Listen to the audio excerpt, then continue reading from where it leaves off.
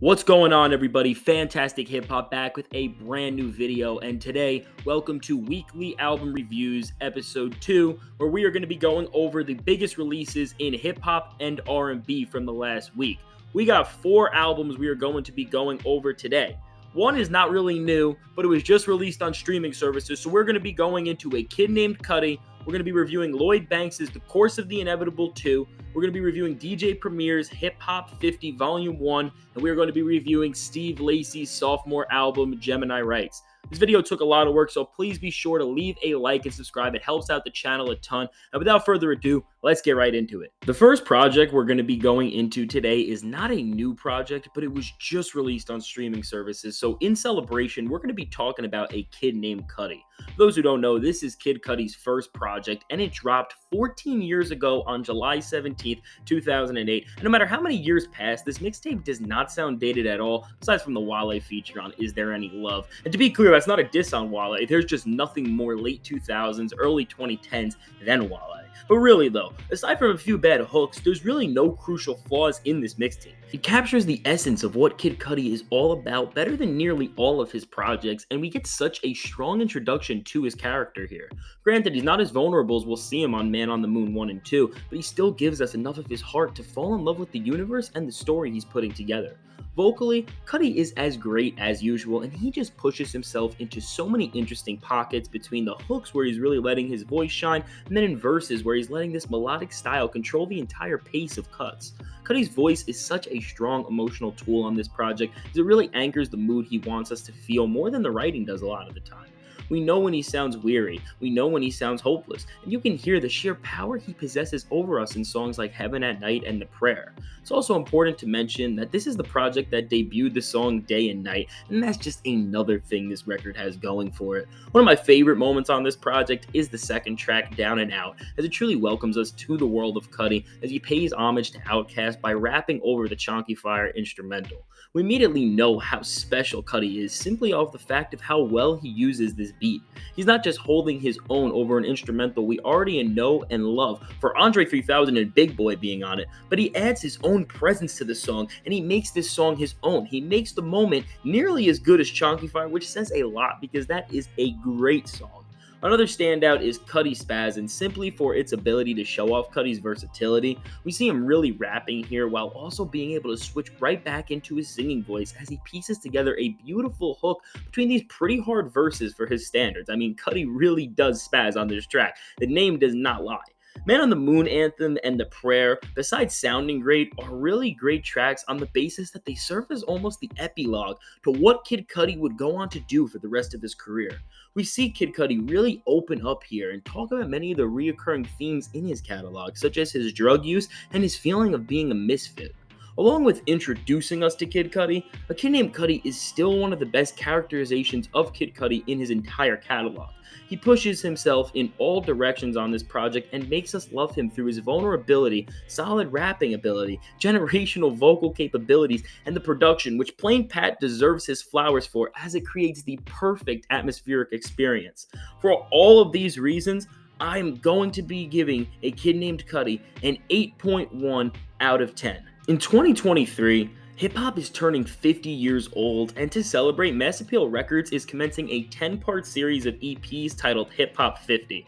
Each of these installments will feature a different producer, and they can make any sort of collaborations that they want. And kicking things off, we have maybe the most important producer in hip-hop history behind the boards in DJ Premier. Just in 5 songs, Primo makes an EP that holds up to most album standards by making just one-of-a-kind moments that you would never find and maybe you would never think of anywhere else. The first track on this project features Joey Badass, and we just hear him tear it up over a Primo beat, which is so hip-hop. When it comes to capturing the essence of rap, there's not many recent projects that have done it better than Hip Hop 50 Volume 1, and this is only further reflected down the track list as we hear more legendary MCs tear it up over some DJ Premier beats. Remy Rap is an awesome track that teams up Remy Ma with Rhapsody, and they make an absolute banger over a pretty funky boom bap beat.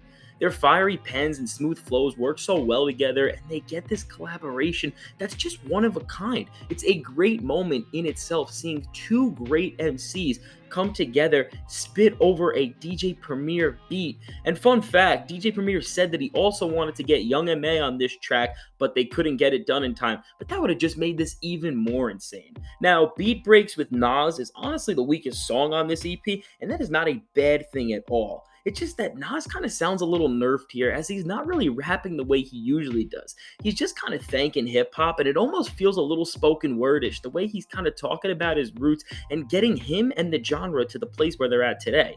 I would have desired, something like Nas's Like, or any other one of Nas and Primo's songs, because that catalog goes deep. They got a lot of classics. This song is, though, an awesome moment because it feels like Nas is making a theme song of some sort for the entire Hip Hop 50 series. So a cool song.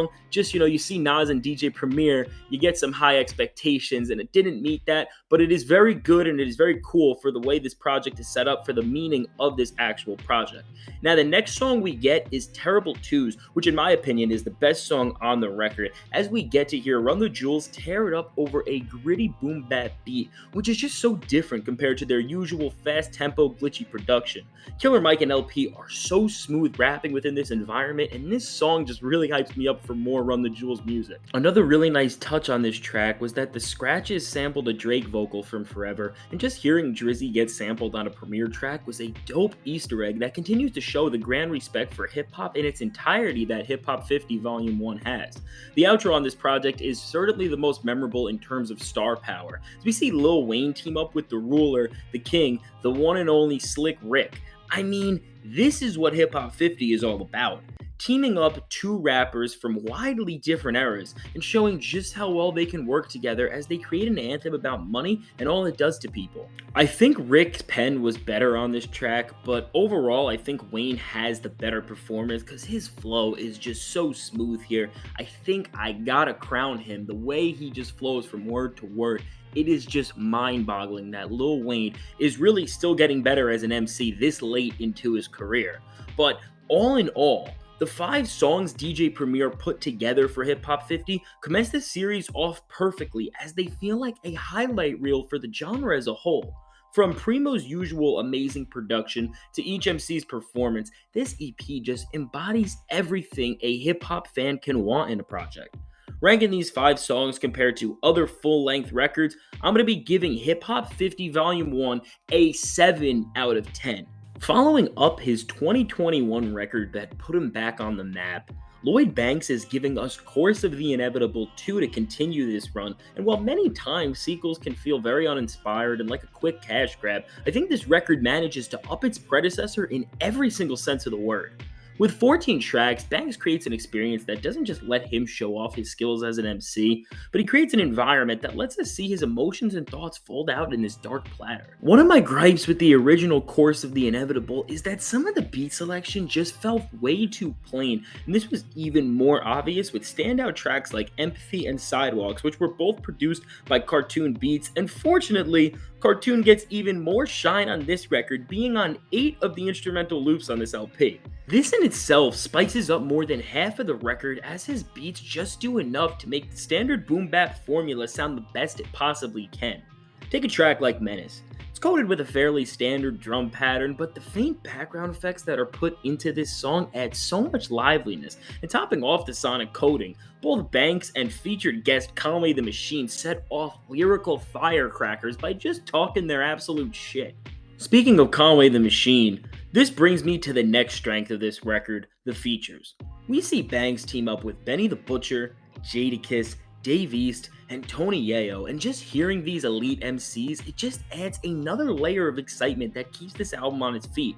All these rappers are one and the same, and the fact that they are just cutthroat, talk your shit lyricists, but that's all you need to make a great feature list on a project like this.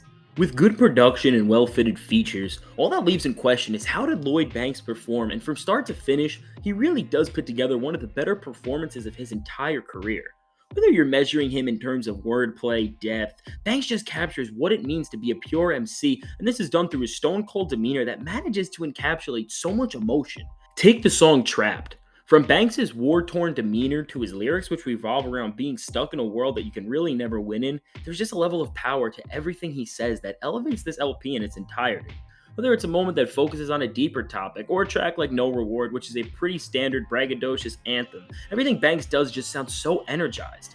This is done through bars like Too Cerebral, Off Leader Horses, The Coop's Medieval, and his presence, which is just so commanding.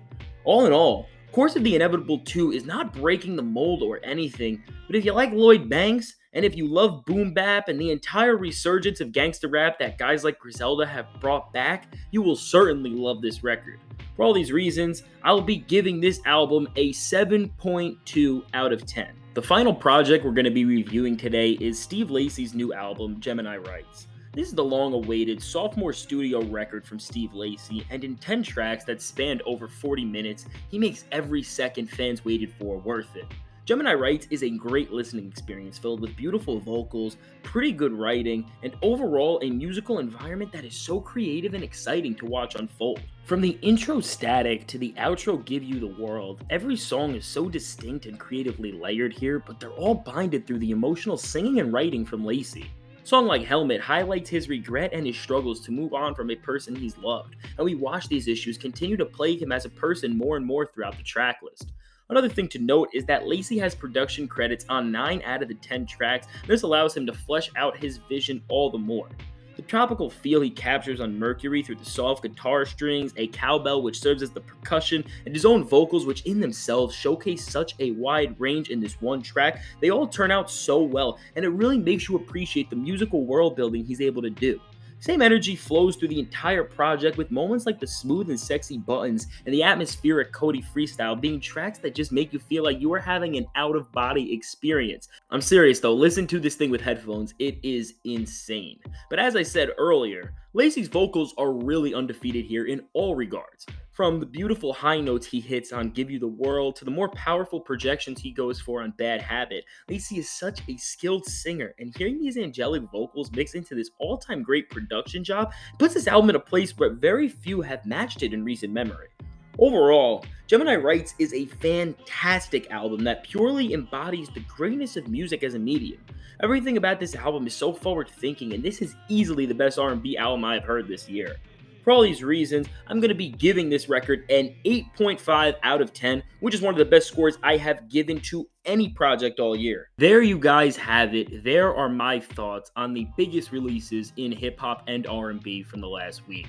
Let me know your thoughts on these projects. Do you agree with my scores? Do you agree with my takes? I would love to hear what you have to say in the comments. Be sure to leave a like, subscribe. It helps out the channel a ton, and we got a lot of great stuff coming. Thank you guys so much for watching. Fantastic hip hop. Signing out. Have a great day.